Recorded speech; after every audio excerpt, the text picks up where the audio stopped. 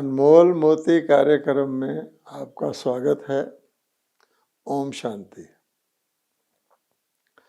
आज हम क्या देखते हैं कि मानव का जीवन असली से नकली की ओर चला गया है और पूरे का पूरा जीवन एक प्रकार से नकल के आधार पर ही चल रहा है। तो कहा जाता है, सच्चाई छिप नहीं सकती, बनावट के असूलों से खुशबू आ नहीं सकती कागज के फूलों से। अगर आप गौर से देखेंगे तो आज मनुष्य की खुशी नकली है, खुशी प्राप्त करने के साधन भी नकली हैं। ऊपर से वो हंसता है, अंदर से वो बिल्कुल खोखला और खाली है। आज मनुष्य आत्माओं के सुख भी नकली हैं और सुख को प्राप्त करने के साधन भी नकली हैं। यानी सब कुछ नकली ही नकली है, झूठ ही झूठ है। आज नकली हीरे भी निकले आए हैं जो असली से ज़्यादा सुंदर लगते हैं। हर चीज़ नकली देखने में असली से बेहतर लगती है और आसान लगती है, उसकी प्राप्ति सहज सुलभ लगती है। इसलिए मनुष्य धीरे धीरे असली से नकली की ओर जाता है। सीढ़ी उतरना आसान होता है। तो हम देखते हैं कि ऐसी नकल वाली दुनिया में मनुष्य असल को, जिसका जो असल होना चाहिए, उसको खो बैठा है और स्वयं ही मानव, चाहे उसको किसी प्रकार की भी उपलब्धियां हों, तो क्या ढूंढता है? थोड़ी सी मुझे सच्ची शांति मिल जाए, भटकता है। थोड़ी सी मुझे असली खुशी मिल जाए दिल की, थोड़ा सा मैं इन बंधनों से छूट जाऊं, थोड़ी सी मुझे मुक्ति मिल जाए, राहत मिल जाए। इसके लिए वो स्वयं ही कई तरह की हॉलीडे पे जाता है, रिजॉर्ट पे जाता है, अपने काम से एंटरटेनमेंट मनोरंजन की ओर जाता है। लेकिन वो सारे का सारा नकली है, क्योंकि जड़ ही नकली है कि मानव अपने आप को शरीर मानता है। अब शरीर मानना, जब शरीर ही विनाशी है और आजकल तो शरीर की पूरी आयु का भी भरोसा नहीं है, कभी भी किसी की कुछ भी हो सकता है। ऐसी परिस्थिति में असली का अनुभव बहुत दूर की बात है।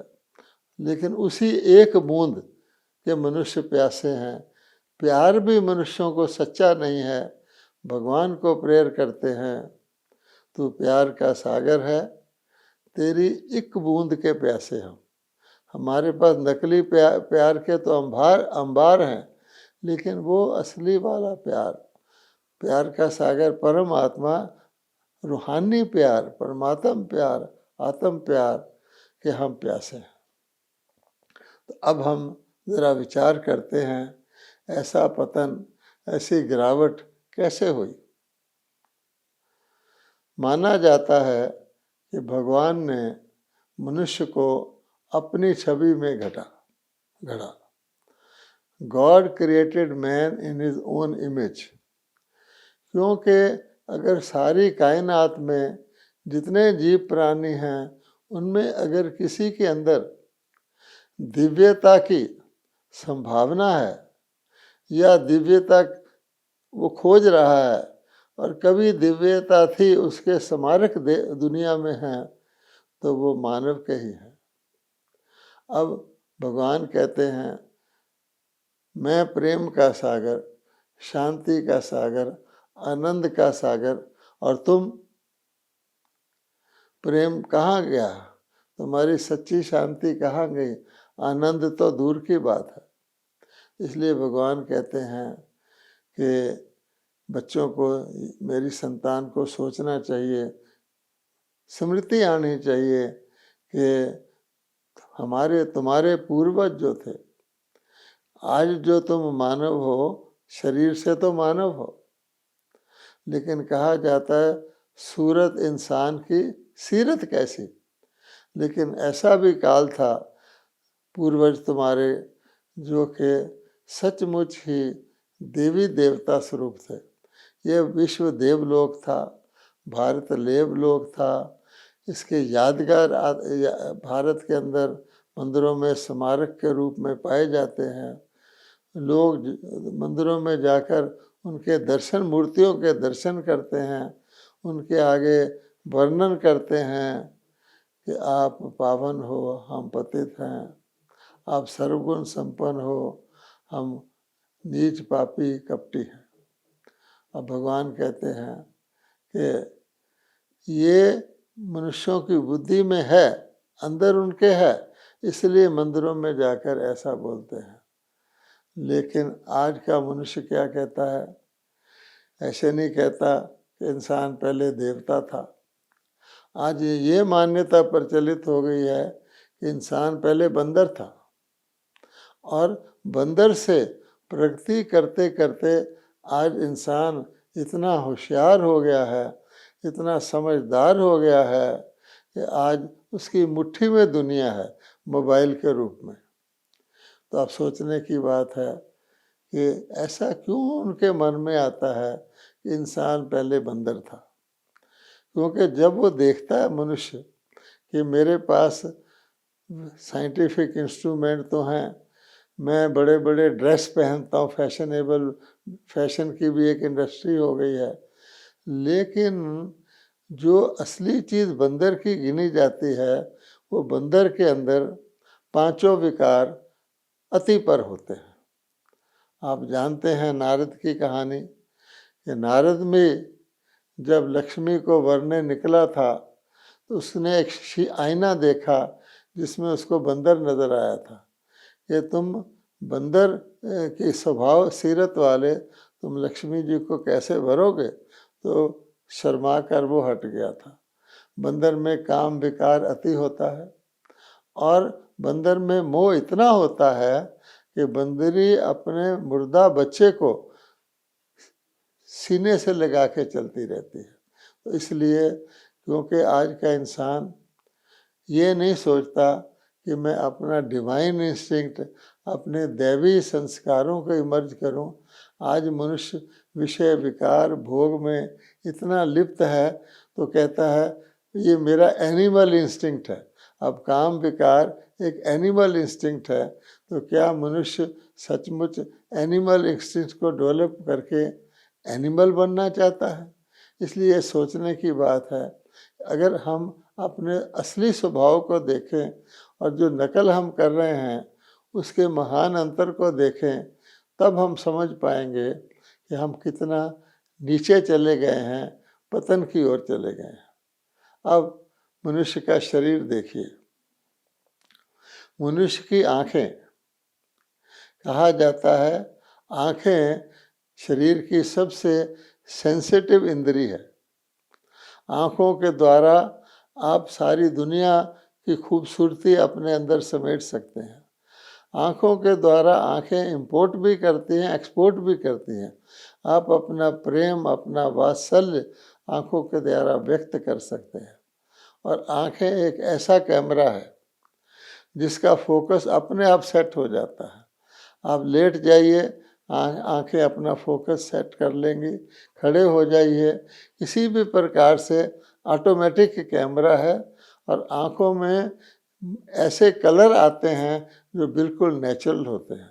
आजकल भी कैमरा में कलर डाले जाते हैं लेकिन वो नकली हैं, उसको आपको पता लग जाएगा कि असली नहीं है। लेकिन कुदरत ने हमें ऐसी खूबसूरत आंखें दी हैं जिससे मिलता जुलता क्या, बिल्कुल कोई कैमरा दुनिया में इन्वेंट ही नहीं हुआ है। इतनी खूबसूरत हमारी आंखें हैं। अगर हम उन आँखों के द्वारा उस खूबसूरती को देखें और व्यक्त करें। इंसान के कान देखो, कानों से बढ़िया कोई ऐसा म्यूजिकल इंस्ट्रूमेंट नहीं है। कान तो व्यक्ति की तारीफ कर दो सिर्फ तो व्यक्ति खिलखिला उठता है, खुश हो जाता है। उसकी किसी गुण की प्रशंसा कर दो तो जानबूझ के कहता है क्या कहा मैंने सुना नहीं, वो दोबारा सुनना चाहता है।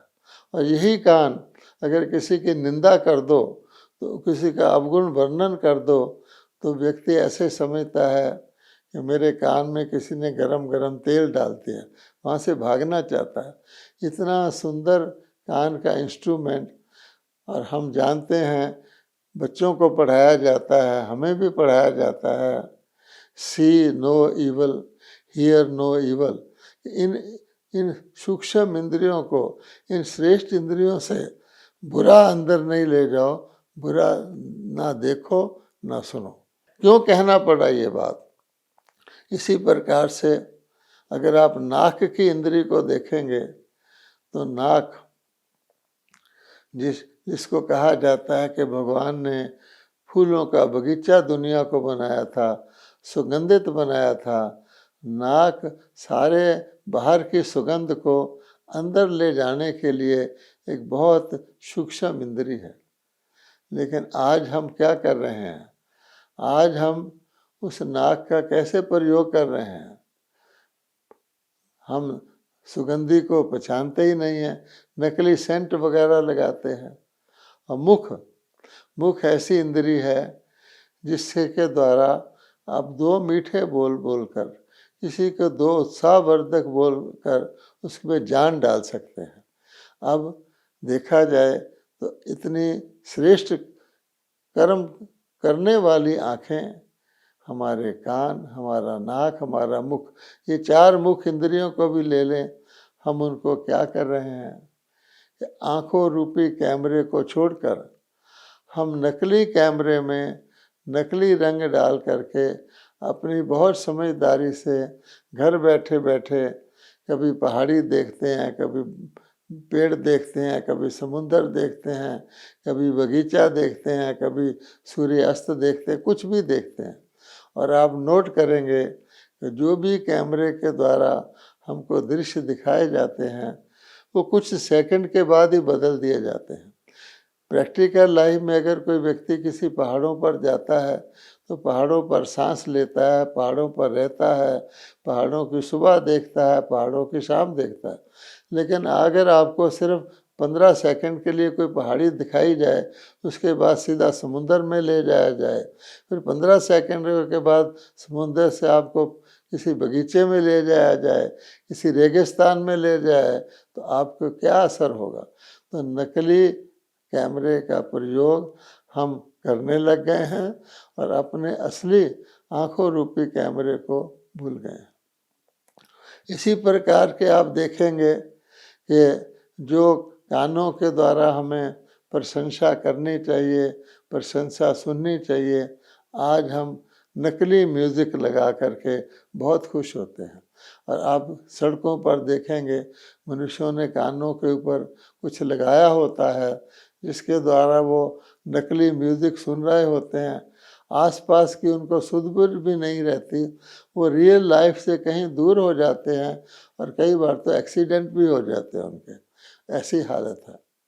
अब हमारे नाक को आप देखेंगे तो आज तो लोग नाक पर रुमाल रख के कई जगह से गुजरना पड़ता है, और नाक को या बंद करके सांस रोक करके गुजरना पड़ता है। ऐसी दशा हमने अपनी दुनिया की बना ली है, जहाँ सुगंध की बजाय दुर्गंध ही दुर्गंध है।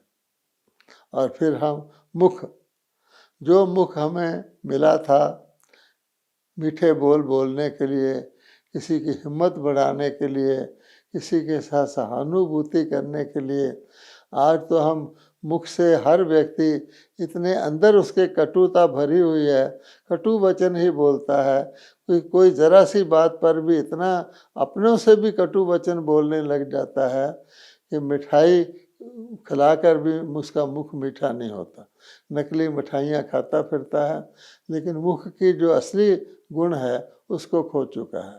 तो कहने का भाव ये है कि कहाँ परमात्मा ने हमको अपनी छवि में बनाया, हमें हमारे अंदर दिव्यता भरी और हमें कहा कि सदा सुखी रहोगे, सदा आनंदित रहोगे, लेकिन हमने असल से नकल में आकर के अब अपने जीवन को इतना नकली बना लिया है कि हमें नकल अच्छी लगती है और असल की सुख को तो हम पहचान ही नहीं पाते। इसलिए आज हम नकली खुशी, नकली हंसी, नकली संबंध, नकली दोस्ती, हर चीज़ नकली नकल, इसको कहा जाता है कलयुग को झूठी माया, झूठी काया, झूठा सब संसार। अपने शरीर पर भी कई प्रकार की नकली चीज़ें लगा करके, हम नकली जेवर पहन करके या कुछ भी करके हम किसको ठग रहे हैं? घर में भी हम नकली फूल लगा रहे हैं, किसको ठग रहे हैं? तो हम सत्यता से, असल से बहुत दूर हो गए हैं, इसलिए हम असली के प्यासे हो गए हैं, बहुत हम तरस रहे हैं। अब ऐसा पतन कैसे आया? अब प्रश्न पैदा होता है कि जब भगवान ने हमें अपनी छवि में रचा, जैसे परमात्मा प्रेम के सागर, आनंद के सागर, शक्ति के सागर हैं, हम भी स्वरूप थे, प्रेम स्वरूप से, आनंद स्वरूप से, तो ऐसा पतन कैसे आया? तो अगर हम गौर से देखेंगे कि इसका कारण हमारे अंदर ही है। हमारे अंदर 5 भूत प्रवेश कर चुके हैं, हम उनका वर्णन भी करते हैं। हम जाके आरती में रोज भगवान के आगे उनका वर्णन करते हैं। विषय विकार मिटाओ, पाप हरो देवा, मैं मूर्ख खल कामी, कृपा करो भरता। हम रोज आरती करते हैं, लेकिन आरती करके ही आ जाते हैं।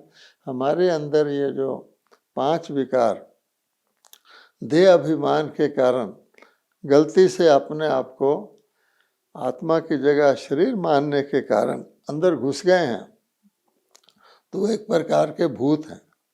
भूत जो होता है, भूत का अपना ठिकाना नहीं होता। भूत जरूर किसी न किसी के अंदर एंटर करके ही काम करता है, और भूत किसी से पूछता नहीं है, और एक बार अंदर घुस जाए तो बाहर निकलता भी नहीं है। किसी के अंदर भूत आत्मा आ जाती है तो आप जानते हैं, उसको पीट पीट कर, मार मार के, उसको मिर्ची सुंघाकर कई ठिकानों पर ले लगा के भगाया जाता है। वो तो भूत आत्माएं हैं। लेकिन ये जो हमारे अंदर के अपने ही भूत हैं, काम क्रोध लोभ मोह अहंकार, ये हमें बेचैन किए हुए हैं, क्योंकि इन भूतों का अपना कोई ठिकाना नहीं है। ये भूत हमारे अंदर ही वास करते हैं, खुद भी भटकते हैं, जिसका कोई ठिकाना नहीं होता, वो भटकता रहता है, ना उनका कोई घर है, ना उनका कोई स्वरूप है। तो फिर वो भटकने वाला दूसरे को भी भटकाता है। तो अगर आप गौर से देखेंगे, आज का मनुष्य बेचैन क्यों है, अशांत क्यों है? उसको चैन की नींद तक नहीं आती है, जीवन में व्यवहार में भी चैन नहीं रखता है। उसके मुख से मीठा बोल क्यों नहीं निकलता? पशु की तरह कैसे क्यों व्यवहार करता है? इसलिए अंदर में भूत है। अगर किसी के अंदर कोई भी भूत आ जाए, उदाहरण के लिए क्रोध का भूत ले लो, अहंकार का भूत ले लो, लालच का भूत ले लो, गीता में साफ साफ कहा गया है कि ये काम क्रोध लोभ नरक के द्वार है। तो जो हमारे अंदर घुस जाएंगे तो हमारा जीवन वो नरक तुल्य तो बना देंगे।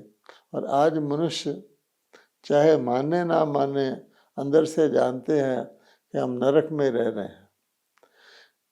इसीलिए तो जब कोई शरीर छोड़ता है तो कहते हैं स्वर्गवास हो गया, तो अर्थात हम नरक में रह रहे हैं, हैरान हैं, परेशान हैं, चिंता में हैं, भय में हैं, असुरक्षा में हैं। कोई इंश्योरेंस कराता फिरता है, कोई कुछ करता फिरता है, कोई बैंकों में पैसे जमा करता फिरता है, क्या कुछ नहीं करता फिरता, लेकिन बेचैनी ही बेचैनी है। अस्पताल भरे पड़े हैं, दुख से लोग पीड़ित हैं। हम सब इस दिशा को जानते हैं। और यहाँ तक हो गया है कि हमारी खुशी भी नकली हो गई है। इसको कहा जाता है नेगेटिव हैप्पीनेस। आज हम दूसरे को सुखी देखकर दुखी हो जाते हैं, और दूसरे को दुखी देखकर सुखी हो जाते हैं। इससे बड़ी और क्या दुर्दशा हो सकती है कि पड़ोसी के घर में नई कार आ जाए तो सारे के सारे सोचने लग जाते हैं, परिवार में खाना पीना भूल कर भी, ये कार कहाँ से ले आया, इतनी बड़ी कार इसके पास कहाँ से आ गई? कार उसके घर आई है, दुखी हम हो रहे हैं क्योंकि हमारे पास वैसी कार नहीं है। और अगले दिन पड़ोसी के घर मान लो पुलिस आ जाए तो बहुत खुश हो जाते हैं, आहा हा हा हा, पता लगा कि कहाँ कैसे कार ये ले आया था। अर्थात हमें अपने सुख, अपनी शांति के बजाय दूसरे को दुखी देखकर हम सुखी होने लग गए हैं। कैसी विडंबना है। और फिर हम मनुष्य आत्माएं अपनी मर्जी से अपने अपने उल्टे ज्ञान के अंदर भी दुखी हो रहे हैं। हम कहने लग गए हैं कि मैं मनुष्य आत्मा 84 लाख प्रकार की योनियों का पूरा चक्कर लगाती हूँ, 84 लाख योनियों के बाद मुझे मनुष्य जन्म मिलता है। भगवान कहते हैं, man was never a beast nor he will ever become a beast, but today he has become worse than a beast. अब आप सोचिए, क्या मनुष्य कभी पशु बन सकता है? यह पशु था। मनुष्य के अंदर भाषा है, किसी पशु के अंदर भाषा है, कोई बोलचाल की भाषा है। मनुष्य संगीत को रचता है, संगीत का बोलता है, संगीत का सुख लेता है। क्या किसी पशु को संगीत का बजाना या सुख लेना आता है? मनुष्य वस्त्र पहनता है, क्या कोई पशु वस्त्र पहनता है? मनुष्य के अंदर सोशल सेंस होती है, क्या पशु के अंदर सोशल सेंस है? मनुष्य के अंदर सभ्यता है, संस्कृति है, स्मृतियां हैं, क्या आप किसी पशु के अंदर हैं? तो बताइए, मनुष्य को तो अच्छे बुरे का भेद भी पता है, सुख दुख का भेद भी पता है। क्या आप किसी पशु को अच्छे बुरे का भेद पता है? तो फिर किस आधार पर मनुष्य कहने लग जाते हैं कि मनुष्य बंदर था या जानवर था या 84 लाख योनियां लेता है या कभी जानवर बनेगा? इसलिए मनुष्य में अच्छे बुरे की समझ होती है। वो सुख भी दे सकता है, सुख भी ले भी सकता है, दुख भी दे सकता है, दुख ले सकता है। अब अगर सांप है मान लो, तो सांप के अंदर तो जहर ही जहर होता है। सांप तो केवल जहर ही उगलेगा ना।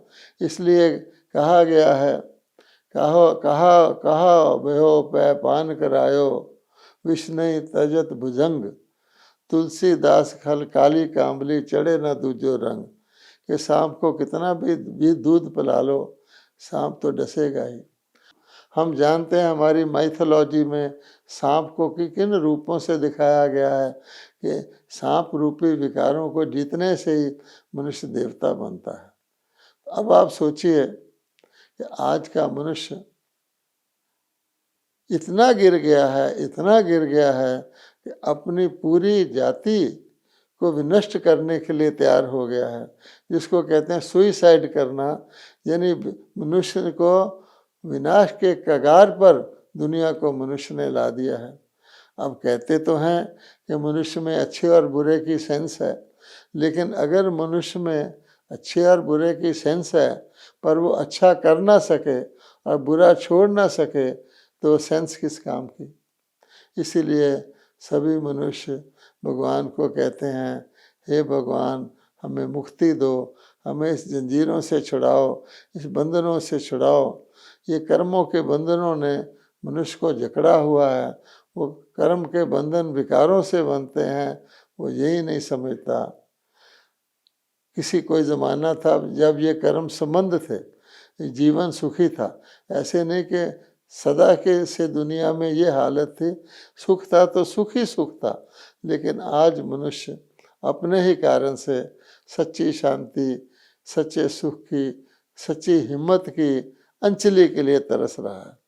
तो मनुष्य अपने आप को पतित तो मानते ही हैं, और पतित से पावन बनने के लिए फिर अपने गलत उपाय भी करते हैं। वो सोचते हैं गंगा स्नान से हम पावन हो जाएंगे, दान करने से पावन हो जाएंगे, आरती करने से पावन हो जाएंगे। क्या किसने कहा है इन उपाय से तुम पावन हो जाओगे? पतित तो आत्मा विकारों के कारण है। पानी में गंगा में स्नान करने से विकार थोड़ी खत्म हो जाएंगे। या दान पुण्य एक तरफ करते रहो, दूसरी तरफ विषय भोगी विकारी बनते रहो, उससे थोड़ी पावन हो जाएंगे। इसलिए भगवान कहते हैं केवल मेरा ही नाम है पतित पावन। पतित पावन सर्वशक्तिवान परमात्मा, क्योंकि हमें शक्ति की आवश्यकता है, दिव्यता की आवश्यकता है पावन बनने के लिए।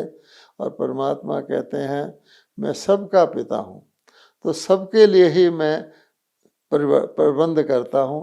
हर 5000 वर्ष के बाद, जैसा भगवत गीता में कहा गया है, मैं परमात्मा ही पुनः आकर के मनुष्यों को पावन बनाता हूँ, उनको पतित का कारण बताता हूँ दयाभिमान, और अपने साथ बुद्धि योग लगवाकर मनोबल देकर परमात्म शक्ति से उनको पावन बनाता हूँ। और ये कार्य वर्तमान समय हूबहू चल रहा है। अधिक जानकारी के लिए ब्रह्मा कुमारीज के किसी भी सेवा केंद्र से संपर्क करें। ओम शांति।